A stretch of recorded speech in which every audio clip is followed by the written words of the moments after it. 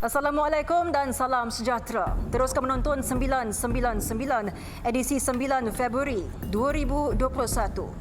Cubaan menyudup rokok dan bahan masakan oleh sekumpulan warga asing gagal apabila dikesan pasukan polis daerah Sandakan.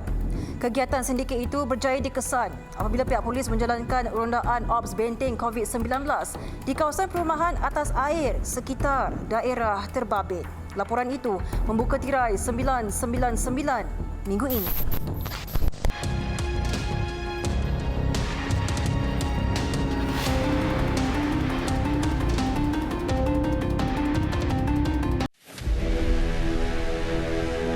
Jam 4 petang, satu taklimat operasi oleh Ketua Polis Daerah Sandakan, Assistant Commissioner Polis Muhammad Azhar Hamin dijalankan di Jeti Polis Merin Sandakan sebelum menggerakkan Op Benteng COVID-19. Operasi melibatkan 3 pegawai dan 18 anggota Polis Merin Daerah Sandakan dibantu sepasukan unit tindak khas UTK Polis Diraja Malaysia. Tujuan operasi adalah untuk memantau dan memastikan SOP arahan Perintah Kawalan Pergerakan PKP terus dipatuhi. Selain kawasan perkampungan Kampung Batu Sapi yang diisytiharkan darurat, pemantauan turut meliputi beberapa perkampungan atas air termasuk Terusan Duyung, Tanjung Pasir, Batu Tiga dan Pulau Berhala.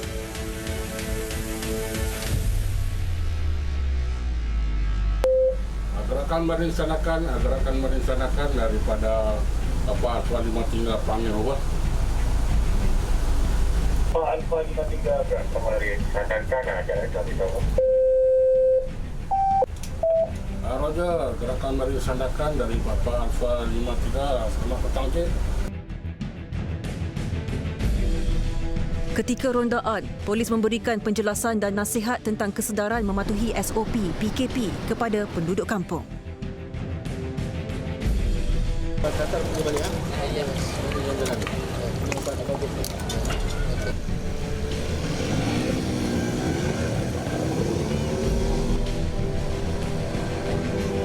Sepanjang pemantauan, polis berpuas hati dengan tahap pematuhan SOP penduduk kawasan berkenaan.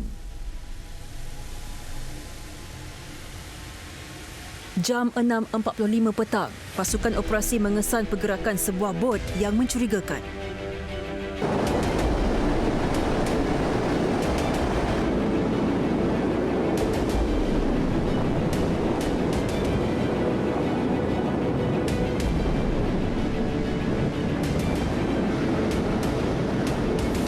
Gara-gara gagal mematuhi arahan untuk menghentikan bot tersebut bagi tujuan pemeriksaan, polis bertindak mengejar bot suspek. Namun, tindakan pantas pasukan polis berjaya menggagalkan usaha suspek untuk meloloskan diri.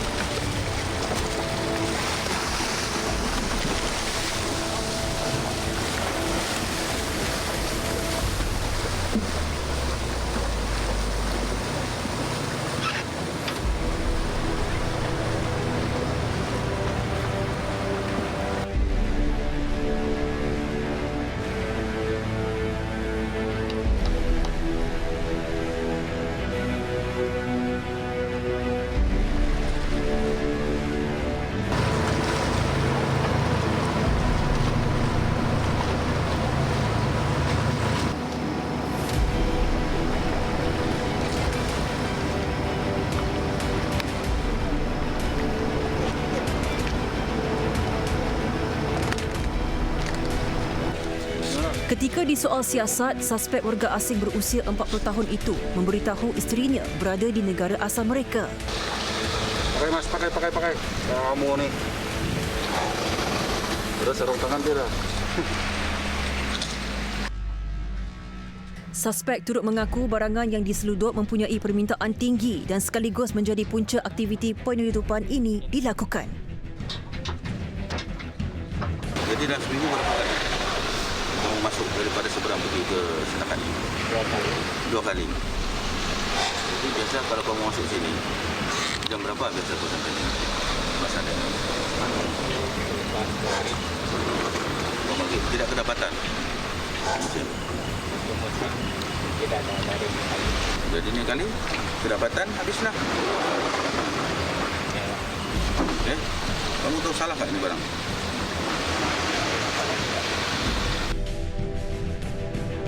Lelaki yang ditahan berusia di antara 30 dan 40 tahun itu dipercayai menyelundup masuk ke negara ini dari sebuah pulau di negara jiran. Semasa kami melaksanakan rondaan, kami telah tersempak dengan sebuah bot yang mencurigakan.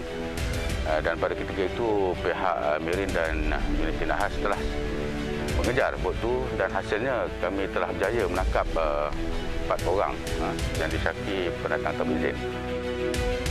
Hasil pemeriksaan bot yang dinaiki suspek, polis menemui beberapa karton rokok dan bahan masakan seperti kicap dan minyak masak. Kesemua suspek dan barang rampasan dibawa ke Ibu Pejabat Polis Daerah Sandakan untuk siasatan lanjut.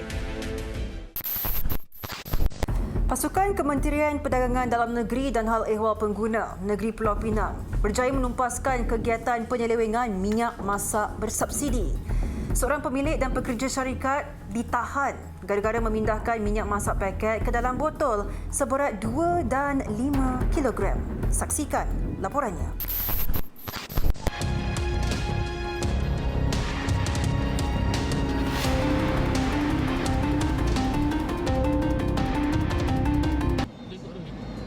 Kira-kira jam 10 pagi, seramai 11 pegawai dan 6 anggota KP dan HEP Pulau Pinang menyerbu 2 premis di Bukit Minyak yang disyaki menjalankan kegiatan menyeleweng minyak masak bersubsidi.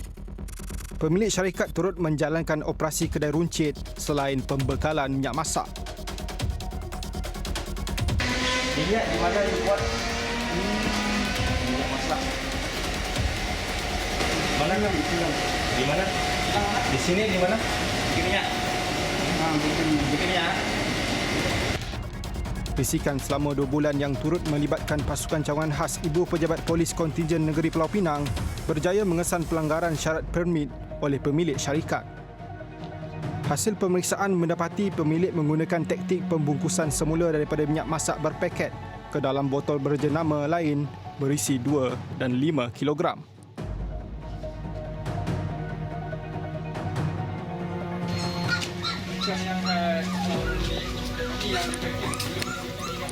Minyak yang dah subsidi ni. Makan mesin ni rosak. Jadi dia tak ni lah. Dia ni ayak ni rosak. Oh ayak. Dia tak buat dah minyak subsidi. Ini yang subsidi ni. Ni yang subsidi. Dia buka, dia pack lah. Dia transfer ke botol. Botol industri. Ini benda bukti kita kena ada kan. Operasi yang diketuai pengarah KP dan HEP Negeri Pulau Pinang, Muhammad Rizwan Abdul Ghaffar, berjaya menyita sebanyak 7,771 plastik kosong minyak bersubsidi bagi tujuan siasatan.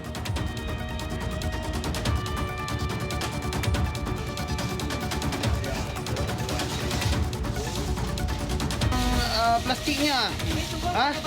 Ditumbuk plastik yang masuk dalam ni. Ini pergi ke tank, betul?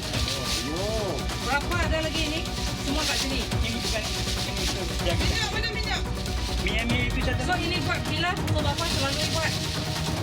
Kadang-kadang lah. Kadang-kadang. Lepas tu isi dalam itu tong 5 kg tu.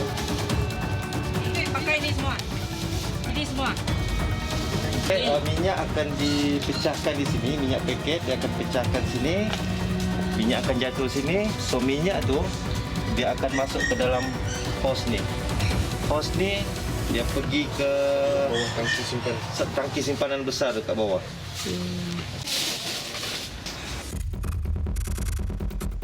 Manakala 617 botol minyak masak dan 420 bungkusan rempah ratus yang disyaki menggunakan logo halal tanpa kebenaran yang sah turut dilampas. Ini yang kari ikan kan? Okey. Kari ikan tak ada buat sendiri ni. Oh, okey. Maknanya ni memang dia tak ada sijil. Ini pun dia salah ni. Dia guna logo bukan buah jadual kedua. Menurut Muhammad Rizwan, syarikat ini telah beroperasi sejak 3 tahun lalu dan dipercayai menggunakan pasaran runcit untuk mengaut keuntungan melalui penyelewengan minyak masak bersubsidi. Jadi kesan yang telah kita kesan adalah mereka telah menggunakan minyak mendapatkan minyak subsidi, minyak yang dibeli dengan harga subsidi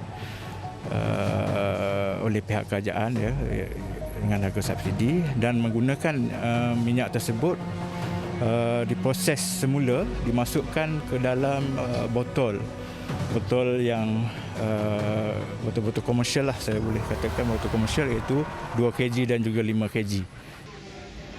Bagi kegiatan salah guna minyak masak bersubsidi, kes disiasat mengikut Akta Kawalan Bekalan 1961.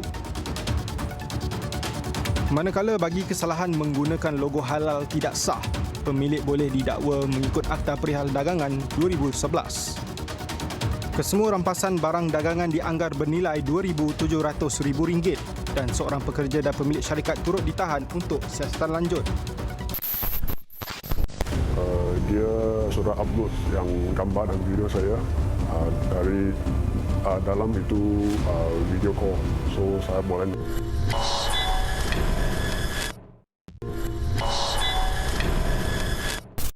Terpedaya dengan taktik pemunjukan seksual ketika berinteraksi di laman sosial, tindakan mangsa dirakam dan dijadikan bahan ugutan oleh sindiket, dan jika gagal membayar wang peras ugut, video atau gambar mangsa akan disebarkan. Wartawan Haziq Hamid membongkar isu ugutan cyber dengan kerjasama Ibu Pejabat Polis Kontingen Selangor. Ugutan cyber antara jenayah yang wujud seiring dengan peredaran zaman teknologi terkini, paksaan serta rakaman adegan gairah di alam maya yang mampu menjatuhkan maruah individu tertentu diguna pakai sebagai bahan ugutan bagi mendapatkan sumber kewangan. Jika gagal membayar wang yang dituntut, rakaman berbentuk gambar pegun atau video akan disebarkan di media sosial. Dari sana dia tag saya dulu. Lepas tu kita berbual-bual dari sana. Lepas tu sampai malam dia kasih tahu saya saya pergi diri saya sendiri. Lepas tu dari sana nak buat video lah. Lepas tu apa yang dibuat?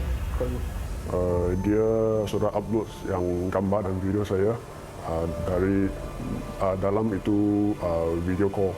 So saya boleh nampak yang saya punya muka, saya punya badan, yang semua lain itulah. Lepas tu saya end itu video call. Lepas tu dia tag saya mau delete atau mau sebarkan itu gambar video. So lepas tu dia kasih tahu saya dia punya bos nak cakap sama saya. So ini masalah lah. Lepas tu dia tanya saya mau bayar dia berapa. Lepas tu saya sudah fikir lama mau kasih tahu sama dia 2,000. Lepas tu dia naik harga kasih 3,000. Memang kesalahan saya ini memang sudah membuat sendiri tak baik. Tapi dari sini saya sudah faham. Mungkin kita kena memang fikir baik-baik sebelum kita memang buat satu barang. Tindakan di bawah Seksyen 506 Palang 384 Kanun Keseksaan boleh dikenakan kepada individu yang mendatangkan ugutan berniat kepada seseorang serta menjatuhkan maruah diri.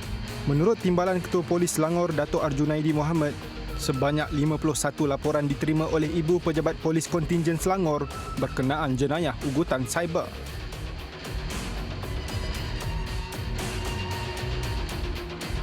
Dia terpulang ataupun berbalik kepada individu sendiri. Sebab tu masyarakat perlu mempunyai kesedaran supaya tidak terpengaruh dengan aplikasi-aplikasi yang ada yang mungkin memberikan keseronokan dalam tempoh yang singkat, tetapi akan mendatangkan keburukan di kemudian hari. Pada tahun ini saja, pada bulan 1 sehingga 31 Januari, sebanyak 51 kes dilaporkan dalam tempoh 1 bulan. Berbanding pada tahun lepas, sebanyak 227 kes untuk sepanjang tahun. Sebab mana dah 1/4 perangkaan tahun lepas tu dah dipenuhi dalam tempoh 1 bulan saja pada tahun ini. Kita menjagakan tanpa kalau masyarakat belum punya kesedaran ke ini, mungkin pada tahun ini perkara ini akan bertambah dan lebih buruk lagi.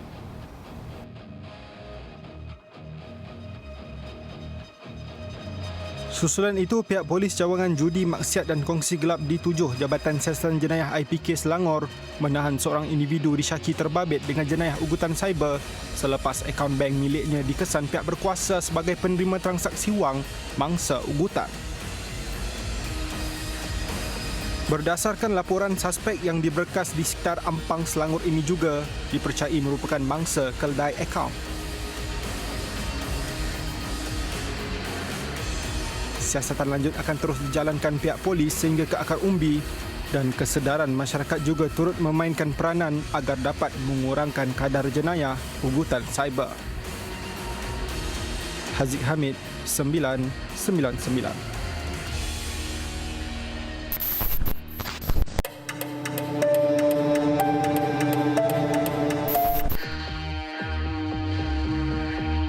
Isu langgar lari sehingga merosakkan kenderaan lain masih meningkat. Baru-baru ini, rakaman video tular memaparkan tindakan seorang pemandu yang tidak bertanggungjawab merempuh 2 buah kenderaan yang diparkir di bahu jalan.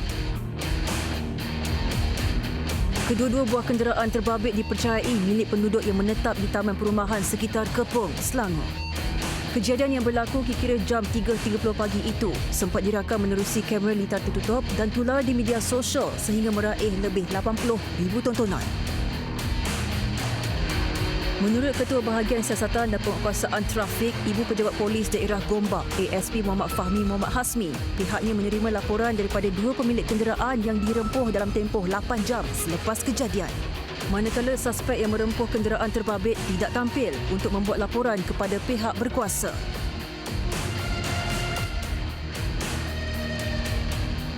Kejadian berlaku pada jam 3.30 pagi. Akan tetapi laporan yang diterima daripada pengadu iaitu kenderaan Myvi dan juga MPV tersebut pada pukul 11 pagi. Bagi kenderaan jenis Myvi yang tidak tampil membuat laporan polis di balai, kita boleh mengambil tindakan di bawah Rule 10 LN 166/59 atas kesalahan tidak dapat mengawal kenderaan dan menyebabkan kemalangan.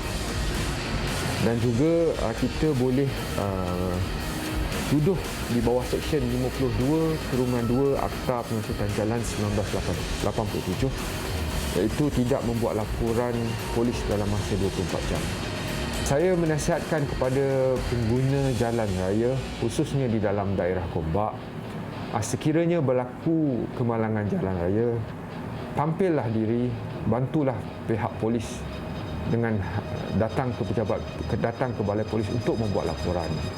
Sekiranya gagal membuat laporan dalam masa 24 jam, mereka boleh dikenakan tindakan di bawah Seksyen 52/2 Akta Pengangkutan Jalan 1987. Saya menyuruh kepada semua penduduk yang berada di Taman Daya Kepong, Selangor, sekiranya anda mempunyai maklumat tentang kejadian kemalangan yang berlaku ini, tampillah ke bahagian trafik IPD Gombak untuk membuat laporan dan seterusnya dapat membantu pihak polis untuk menyelesaikan kes kemalangan ini.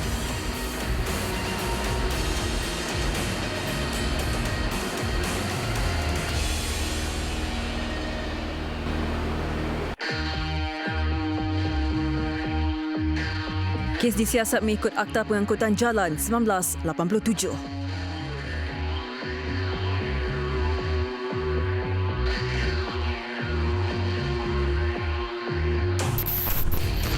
Ini bila masuk satu hari ya, mula tu plan nak tidur rumah ni. Esok ke tu, tapi nak buat mana? Ajar dia.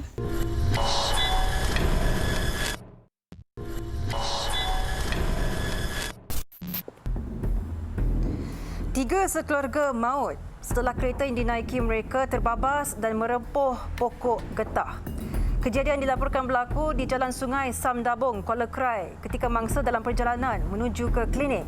Insiden berkenaan membuka tirai tragedi 999 minggu ini.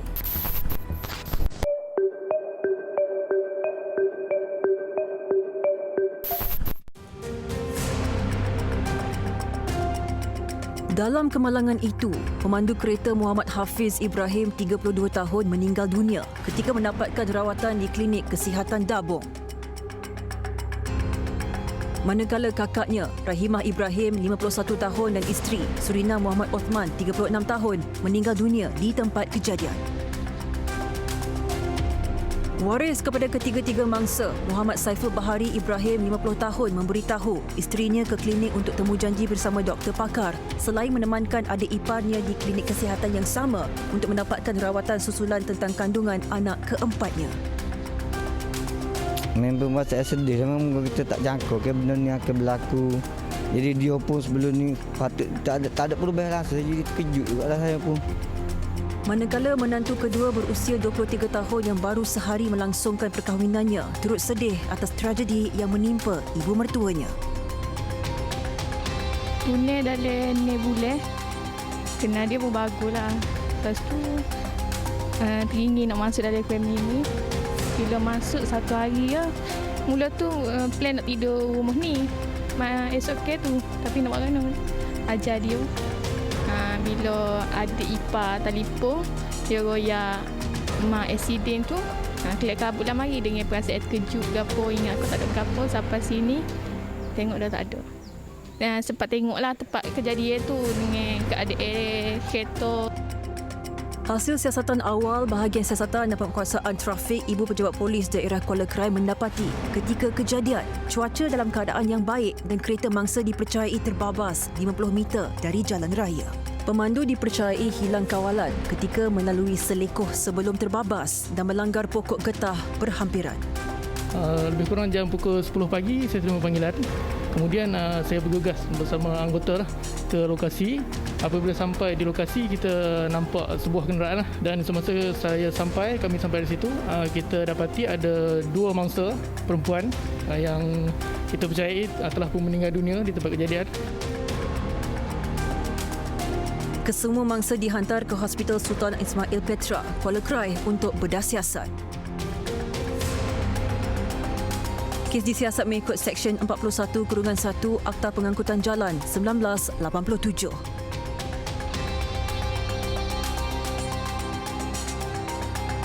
Seorang nelayan warga Myanmar diselamatkan perenang penyelamat Agensi Penguasaan Maritim Malaysia.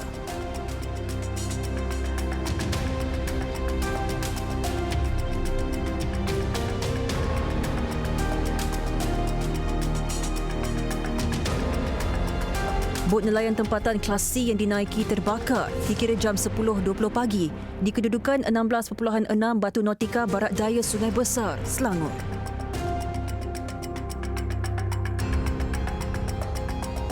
Kena 16 on my side please. Top 3 on my side. Pengarah Maritim Negeri Selangor, Kapten Maritim Muhammad Rosli Kasim berkata, pihaknya menerima panggilan MER 999 mengarahkan aset udara AW139 yang sedang melakukan pemantauan udara segera ke lokasi kejadian bagi memberi bantuan. Hasil pemeriksaan, seorang daripada 4 nelayan melecur tahap kritikal dan pihak Maritim Malaysia bertindak melakukan winching bagi menyelamatkan mangsa. 3 lagi individu termasuk Tekong, warga tempatan, berjaya diselamatkan. Mangsa diterbangkan ke Hospital Sabak Bernam untuk rawatan lanjut. Gara-gara terdengar suara tangisan, seorang lelaki menemui bayi perempuan di sebuah tokong berhampiran Kampung Hilir, Alostar.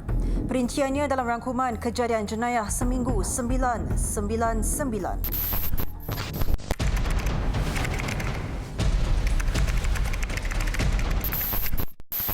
Kira-kira jam 5.20 petang, bayi perempuan yang masih bertali pusat ditemui seorang penduduk kampung di sebuah tokong Cina, Kampung Hilir. Menurut Ketua Polis Daerah Kota Star, ACP Ahmad Syukri Malakhir, pada hari kejadian, pihak polis menerima aduan melalui panggilan telefon oleh pengadu yang dikenali sebagai Sharifah berhubung penemuan itu. Pihak polis telah merakam kenyataan pengadu manakala bayi dihantar ke Hospital Sultanah Bahiyah untuk tujuan pemeriksaan. Kes disiasat mengikut Seksyen 317 Kanun Keseksaan.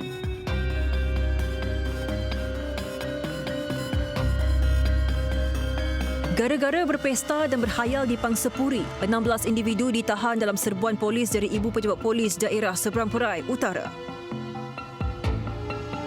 Polis turut merampas beberapa peralatan dipercayai bagi tujuan pengambilan dadah bersama 0.17 gram dadah jenis ketamin.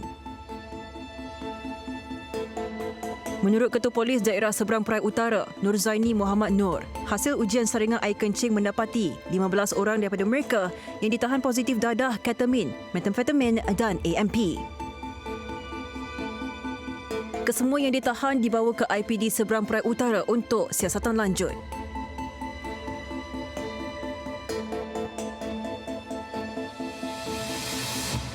Seramai 68 orang dipercayai anggota sindiket perjudian dalam talian ditahan hasil daripada 12 serbuan yang dilakukan polis IPD Dang Wangi. Kondominium yang disewa pada kadar RM2,000 hingga RM6,000 sebulan dijadikan pusat beroperasi. Menurut Ketua Polis Daerah Dang Wangi, ACP Muhammad Zainal Abdullah, sebanyak 39 komputer dan 238 telefon bimbit pelbagai jenama telah dirampas. Kes disiasat mengikut Akta Rumah Judi Terbuka 1953 dan Akta Imigresen 1963. Polis Johor merampas 65 kotak mercun dianggarkan bernilai RM56,000 di sebuah premis pengedar minyak pelincir. Pada jam 6.45 petang, seorang lelaki dipercayai pekerja di premis sama turut ditahan ketika rampasan dilakukan. Difahamkan suspek menggunakan premis sebagai lokasi penyembunyian agar tidak dikesan pihak polis.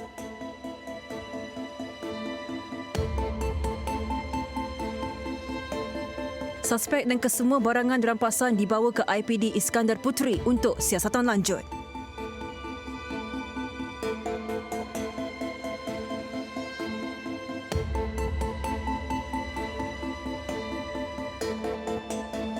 Satu sindiket penipuan yang dikenali sebagai Iskandar Investment berjaya dibongkar pasukan dari Jabatan Siasatan Jenayah Komersial Bukit Aman.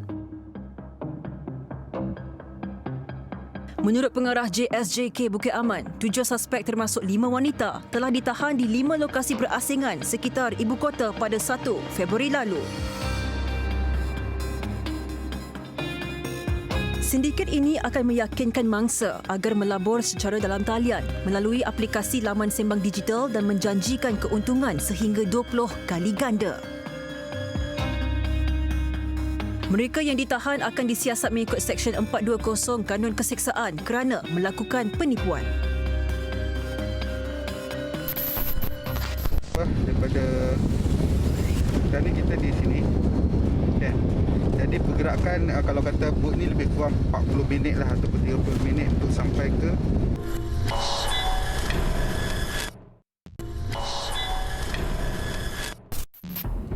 Peniaga warga asing melarikan diri sebaik sahaja melihat puluhan anggota polis dan pihak berkuasa tempatan memasuki kawasan Pasar Borong Selangor. Hasil risikan juga mendapati bahawa sebahagian besar lot perniagaan juga dimonopoli oleh mereka. Perinciannya bersama wartawan Haris Farul Alex bersama pasukan polis IPD Serdang.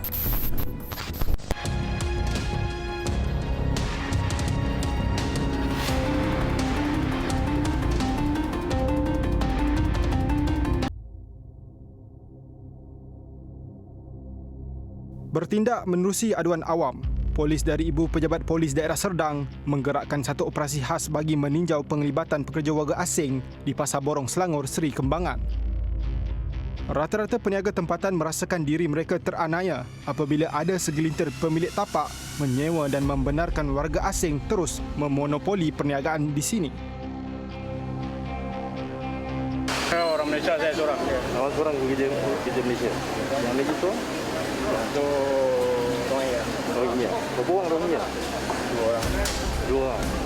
Dia orang kerja hari-hari dia orang kerja? Setiap hari ya. Setiap hari. Banyak lagi kedai kat sini pekerja Rohingya. Awak dah datang dia orang lari. Oh, kita orang datang dah tak ada? Ya. Oh, sabinya ramai? Pagi ramai. Pagi ramai. Pemeriksaan pematuhan prosedur operasi standard yang diketuai Ketua Polis Daerah Serdang, ACP Razali Abu Samah, adalah satu tindakan serampang dua mata. Sekaligus pada waktu yang sama, proses dokumentasi setiap pekerja asing dijalankan bersama pegawai dan anggota Majlis Bandaraya Subang Jaya. Ada kad dengan CSR? Dah dekat? Ada. Ini semua terkonfirm dibuat. Kita tak terima.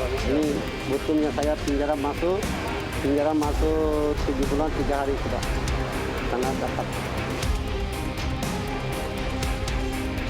Peniaga tempatan turut mengakui terdapat pelanggan yang kurang senang dengan cara komunikasi pekerja asing di sini yang bertindak kasar seperti gangster.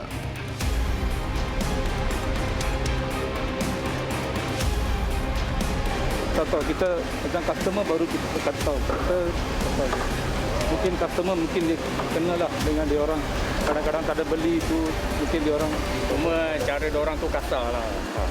Cakapan orang meniaga tu kasar, mungkin pelanggan tak berapa situ. Saya kasar.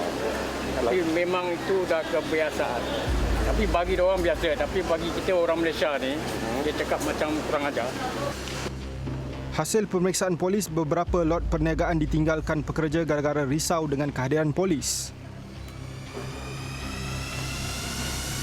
Namun beberapa individu yang menggunakan kad UNHCR mengaku dibayar upah sebanyak RM60 hingga RM80 sehari. Pihak pengurusan Pasar Borong turut mendakwa kelibat pekerja warga asing dilihat semakin bertambah sejak beberapa bulan lalu. Kebanjiran warga asing ini bermula semenjak PKP yang pertama apabila Pasar Borong Selayang dan Kuala Lumpur ditutup atas masalah COVID kan. Jadi di situ mereka ni berhijrah sini melalui kenalan mereka dan juga saudara mara mereka di sini dan mula menyusup masuk ke dalam ni bekerja di dalam. Mereka menggunakan lori dan juga sebagainya yang mengambil bekalan daripada Selayang. Operasi jam 2.30 petang yang disertai 66 anggota polis dan 16 pegawai IPD Serdang melakukan pemeriksaan dokumen pengenalan diri secara teliti bagi mengelak sebarang aktiviti yang tidak sah dijalankan di Pasar Borong Selangor. Lihat berapa gerai yang ditinggalkan kosong. Kalau kita tengok tadi, setidak-tidaknya lebih daripada 6-7 lebih daripada 6-7 lot yang ditinggalkan begitu saja. Dengan ikan, dengan sayur, dengan daging dibiarkan begitu saja. Mereka berjaya meloloskan, melarikan diri. Tapi kalau mereka ini mempunyai dokumen perjalanan yang sah, mempunyai lesen perniagaan yang sah, maka sudah semestinya mereka tidak akan meninggalkan permis dia sendiri dengan keadaan barang-barang di situ dan duit, tong duit pun ada di situ. So, saya yakin bahawa mereka ini tiada langsung mempunyai dokumen perjalanan yang sah, juga langsung tidak mempunyai lesen perniagaan. 6 pendatang asing tanpa izin berjaya ditahan kerana tidak memiliki sebarang dokumen perjalanan yang sah. Sebuah kereta dan 3 buah motosikal milik warga asing turut disita gara-gara tiada lesen memandu. Mereka yang ditahan dibawa ke IPD Serdang untuk siasatan lanjut. Haris Faro Alex 999. Pasukan Polis Marin Pelabuhan Klang berjaya menggagalkan cubaan 37 pendatang asing tanpa izin menyelinap masuk ke negara ini. Turut ditahan dalam operasi khas Anggerin dan Ops Benteng Terbabit, seorang tekong laut yang disyaki menjadi dalang bagi urusan perjalanan parti. Perinciannya bersama wartawan Sanizar Ayin.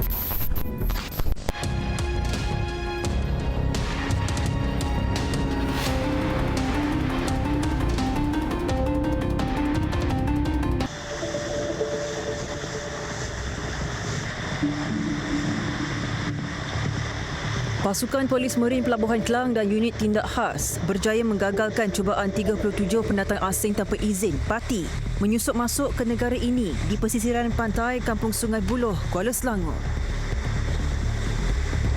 18 Januari 2021, jam 10.30 malam. Semasa menjalankan operasi khas Anggerin dan operasi Benteng bersama bot ronda Spear 01 dibantu oleh bot ronda PSC 39 dan PSC 15 berjaya menahan sebuah bot yang disyaki membawa parti. Pasukan serbuan bersama menuju ke lokasi dan menahan bot tersebut berhampiran pantai Sungai Buloh. Anggota unit gempur Marine, Anggerin, bersama anggota bot tempur kemudiannya berjaya memintas dan menahan bot tersebut, namun suspek cuba melarikan diri. Tindakan pantas pasukan serbuan bertindak melompat masuk ke dalam bot suspek berjaya mengawal dan menahan tekong serta parti. Pemeriksaan lanjut mendapati 37 orang disyaki parti termasuk 29 lelaki dewasa, 7 wanita dan 1 kanak-kanak perempuan.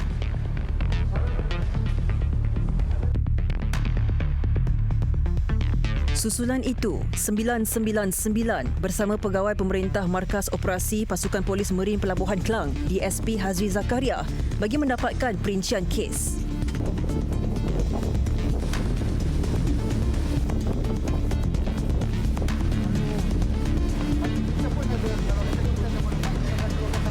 Kita tangkap di kawasan Sungai Buloh.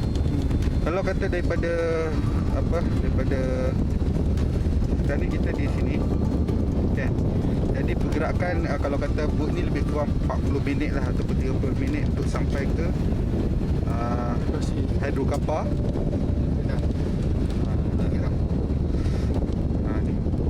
Hidrokapar kita akan pergi ke perairan Sungai Buloh di sinilah. Jarak dia daripada pantai lebih kurang 1.4 batu saja daripada pantai.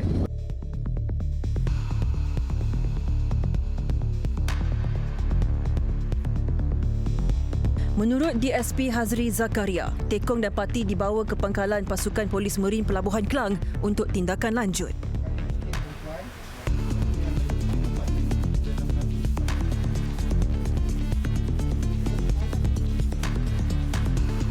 Kes disiasat mengikut Akta Pemerdagangan Orang dan Akti Penyelundupan Migran 2007 dan Akta Imigresen 1985.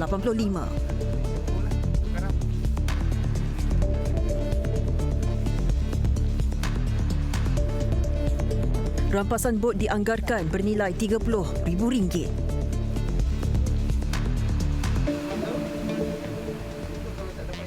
Okey, di peringkat penguatkuasaan kita telah melaksanakan atau mengatur strategi dalam mengawal perairan negara kita, antaranya melibatkan radar, melibatkan udara dan sebagainya. Tapi di samping itu yang lebih berkesan adalah masyarakat perairan itu sendiri, di mana kita memang amat berharap sekiranya mereka nampak atau menjumpai aktiviti ataupun bot-bot yang dicurigai, mohon lapor kepada pihak berkuasa untuk kita ambil tindakan. Itu yang kita harapkan supaya kita dapat membendung kemasukan pendatang tanpa izin ini sekaligus mencapai hasrat kerajaan supaya COVID-19 ini dapat kita kawal sebaiknya. Sanizar Ain 999.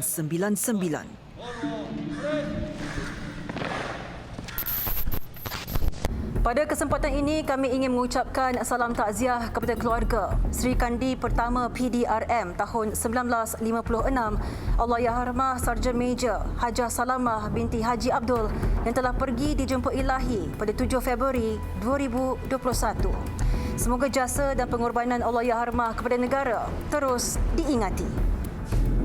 Terima kasih kerana setia bersama kami sehingga ke penghujung rancangan.